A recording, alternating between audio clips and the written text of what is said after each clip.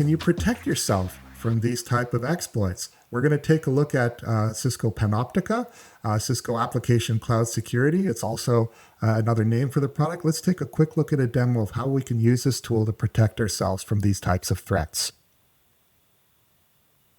Okay, so here we are in Panoptica, Cisco Cloud Application Security.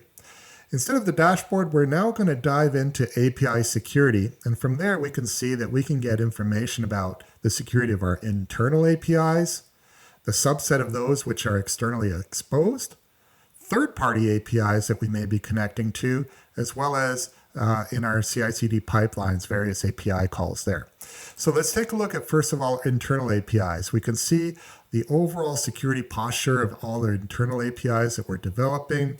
We can click on them to get more information. And for instance, you can see here that we can get findings all the way down to the lines of code.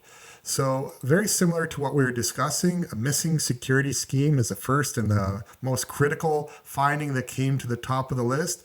We see that, okay, it's highly recommended for API operations to have a security scheme. There's neither a global nor an operation-specific one in these cases. And then we're seeing all the different instances right down to the lines of code where this is pointed out, and we can get all that information back to our developers and thus harden our APIs that are being internally developed. Not only this, that we can also take a look at third-party APIs that we're connecting to. So these ones we're not developing them, so we don't have insights to the lines of code, but we could take a look at their overall security posture. For example, here's one of the top findings I'm seeing in this particular API.